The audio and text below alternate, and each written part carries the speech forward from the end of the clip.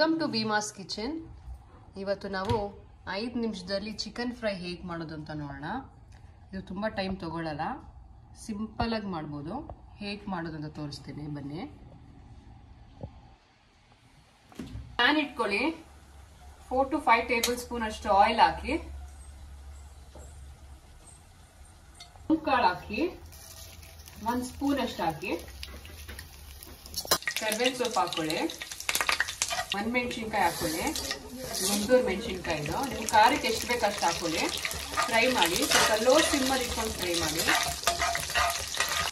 2 ಈರುಳ್ಳಿ ತಗೊಳ್ಳಿ, ಸ್ಲೈಸಾಗಿ ಕಟ್ ಮಾಡ್ಕೊಂಡು ಅದು ಕೂಡ ಸೇರಿಸ್ಕೊಳ್ಳಿ.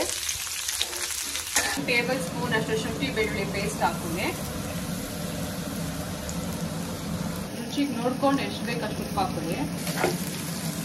ಚಿಕನ್ ಸೇರಿಸ್ಕೊಳ್ಳಿ.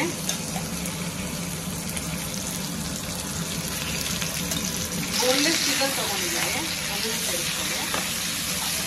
2 ಟೇಬಲ್ ಸ್ಪೂನ್ ಅಷ್ಟು ಧನಿಯಾ ಪೌಡರ್ ಹಾಕೊಳ್ಳಿ. 2 ಟೇಬಲ್ ಸ್ಪೂನ್ ಅಷ್ಟು ಖಾರ ಪುಡಿ ಹಾಕೊಳ್ಳಿ. ನೀವು 1 ಮೆಣಸಿನ್ಕಾಯಿ ಹಾಕೊಂಡಿರ್ತೀರ, ನೋಡ್ಕೊಂಡು ಹಾಕೊಳ್ಳಿ. ಖಾರ ತಿಂದ್ರೆ ಸ್ವಲ್ಪ ಟೇಸ್ಟ್ ಚೆನ್ನಾಗಿರುತ್ತೆ.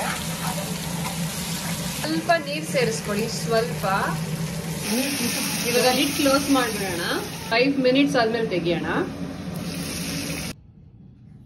ಇನ್ಸ್ಟೆಂಟ್ ಚಿಕನ್ ಫ್ರೈ ರೆಡಿ ಆಗಿದೆ. ಸೈಡ್ ಡಿಶ್ ಆಗಿ ನೀವು ಅತಿ ಸುಲಭವಾಗಿ ಬೇಗ ಮಾಡ್ಕೊಬೋದು. ನೀವು ಇದಕ್ಕೆ ಯಾವುದೇ ಮಸಾಲ ಏನೂ ಇಲ್ಲ. ನೋಡಿ ಎಷ್ಟು ಚೆನ್ನಾಗಿ ಬಂದಿದೆ.